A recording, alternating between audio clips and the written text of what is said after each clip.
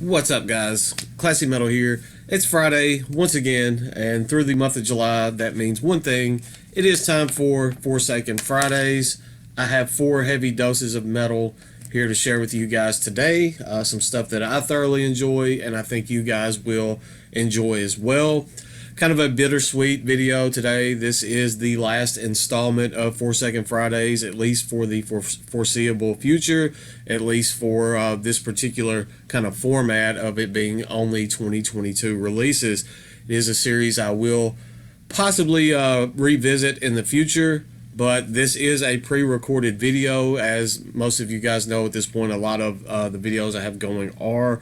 By the time that you're watching this, all of this behind me is going to be gone. I'm in the process of packing this stuff up. It's going to be boxed up. I'm hopefully moved at this point, but I don't know. I can't say the future. It's been a slow process so far. I will do a standalone video kind of explaining stuff moving forward in the very near future. So just kind of keep your eyes open for that. I'm going to put a disclaimer out there. I just went hog wild on a big mess of street tacos, so I may be suffering through this video a little bit. They were extremely spicy, but they were delicious, and I tend to overindulge in things from time to time. So, but we're going to push through. What I've got today is 3 full lengths and 1 EP. As always for this series, they were all released in 2022. Everything will be linked up in the description. That way, if you see something that you want to check out, you just have to go down there, click the link, and you can listen to it for yourself. If you enjoy it, hopefully you will pick up a copy of your own. First up, Funeral Doom band out of Finland. This is one of those bands that is very near and dear to me, one of those bands that I have enjoyed for quite some time. We have the newest full-length from Shape of Despair. This one is entitled Return to the Void. This was released February 25th on Season of Mist. I am in the minority on Shape of Despair that feels like Angels of Distress was their best album. It is definitely my favorite Shape of Despair release up to this point. If anything could overtake Angels of Distress in my mind, it is possibly this newest release. It has a very heavy Angels of Distress vibe going on this album throughout its entirety, and that's something that I can definitely appreciate, just because that was their particular style that I enjoyed the most so far. This album came out when I had COVID. It was a pretty fitting soundtrack for me being down and out, and I mean, at times there were points during that process that man, I just didn't know. I didn't know if I was ever going to get back to the way I was before. It was a scary experience, and I mean, I still feel the effects from it 5 months later, and I still have issues from it. If one good thing came from COVID, me having COVID, it was the ability to sit down and just listen to this and spend so much time with this. I fell absolutely in love with this album. It's 6 tracks, about 57 minutes. It is Funeral Doom, so it is going to be lengthy. It runs right under an hour.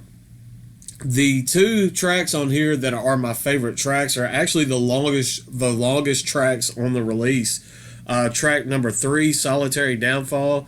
That is, without a doubt, probably my favorite track on the entire album. That was the track that just kind of sold me on this 100%. That one had the very heavy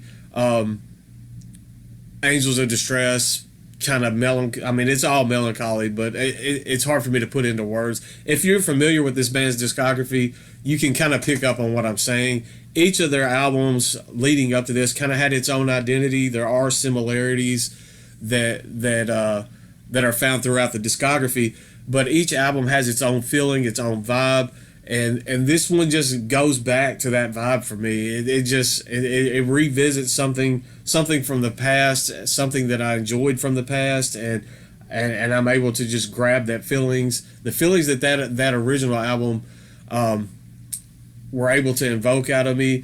This rehashes those feelings, and then it brings in some new stuff as well.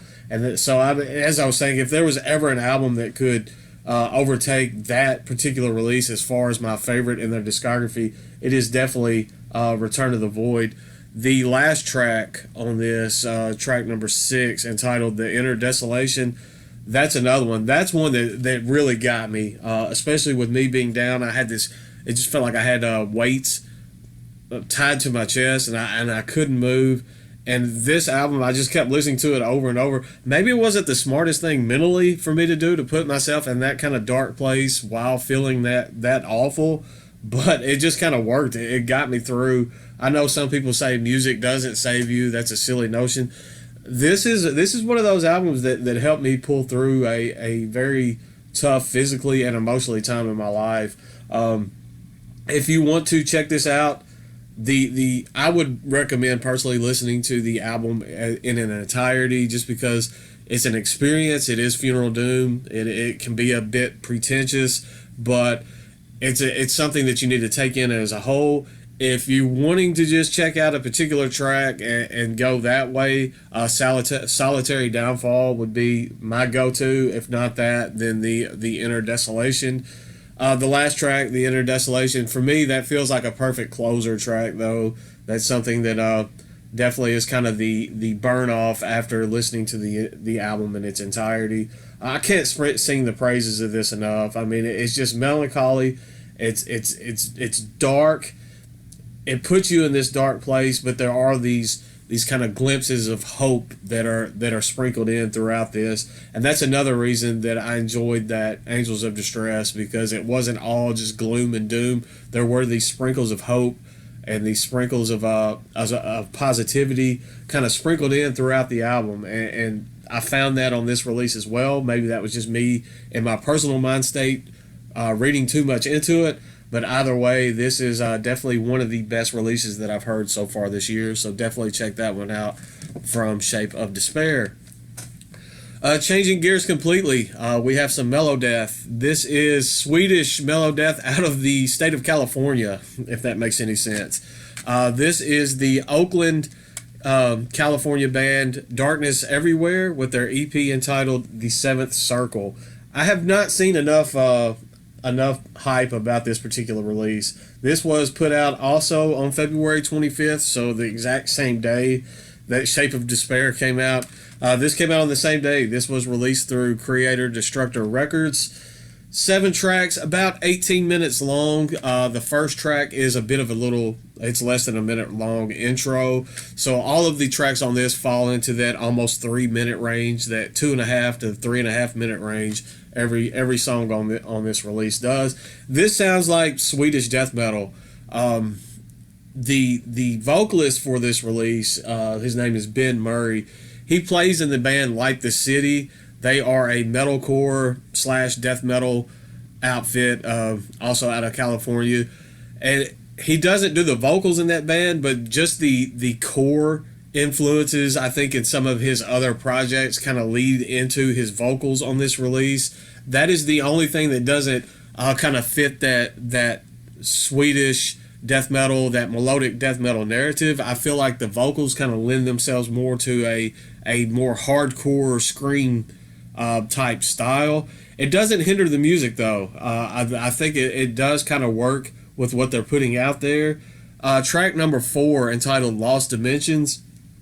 Musically, that track reminds me so much of like early mid-era In Flames. It sounds like musically something that easily could have been pulled off, perhaps maybe like the Horacle album, and that's something that I can really dig. That is definitely my favorite track on this release, but I did find it very, very enjoyable as a whole.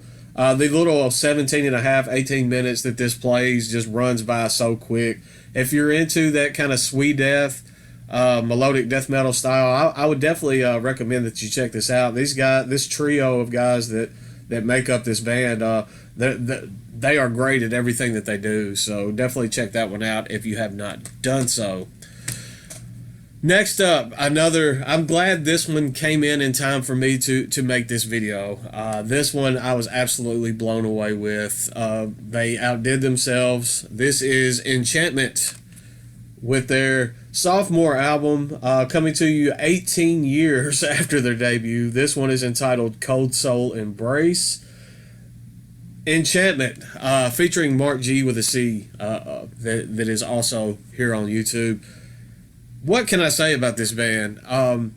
Their debut album, Dance the Marble Naked, is like a cult classic at this point. It is very unfortunate that it never got the notoriety back in the day that it deserved. I felt like that album was way ahead of its time. I think it stands side by side with what a lot of their contemporaries at the time, especially within that geographical area, were doing. I think the debut Enchantment album stands right up there with everything that Paradise Lost and even perhaps My Dying Bride were doing at that time.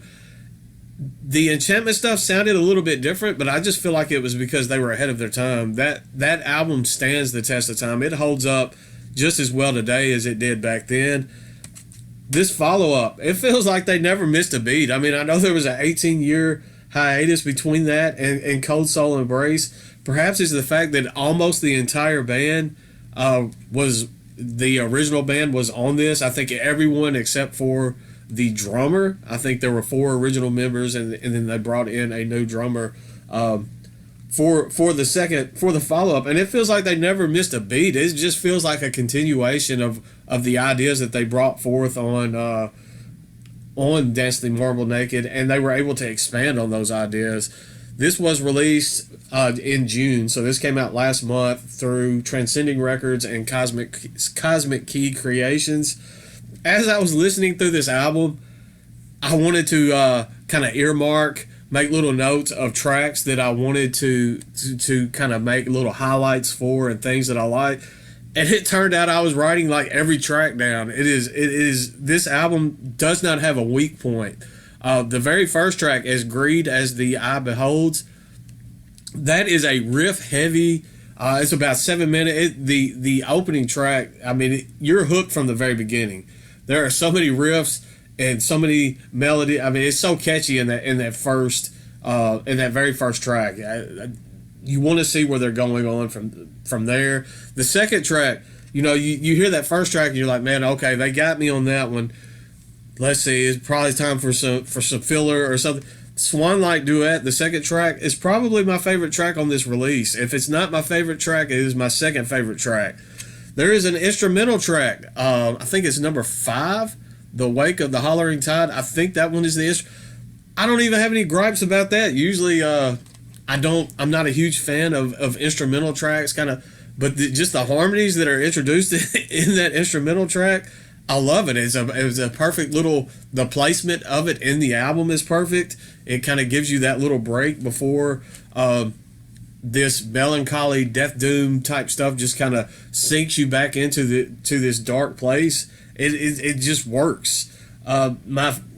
If number 2, A Swan Like Duet, is not my favorite track, then it has to be number 7, Beauty of Liars.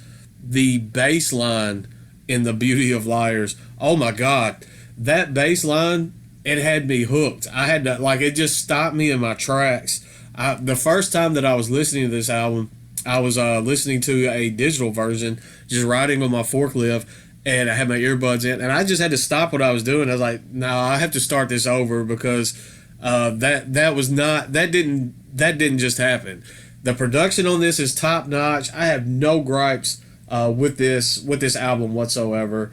8 tracks, 43 minutes. I love it. You guys are going to love it. If you love Death Doom, then you're going to love this. That's all I can say. I don't like just fawning over. I mean, Mark G with a C, he's a great guy. You guys know I love Transcending Records. I don't want to hype something up just because I like the people that are involved with it. I don't have to. This is an amazing release, and I think you guys will like it. If you want to check something out, I would go with either The Beauty of Liars, track number 7, or track number 2, A Swan Like Duet. But as I was saying earlier, I found myself just earmarking little things throughout this album as an entirety. Every single track on here just absolutely works, and you can't go wrong despite what you decide to check out on that. Last but not least, we have some black metal out of Germany. You guys know that I'm a bit of a sucker for melodic black metal. I mean, I've shown I've shown it on this channel time and time again. It ends up being every year their albums of the year list. There's melodic black metal all over it. I am a sucker for it. What can I say? And I'm a sucker for this album that I'm about to show. This is the third full length from Est Deus, entitled Impious.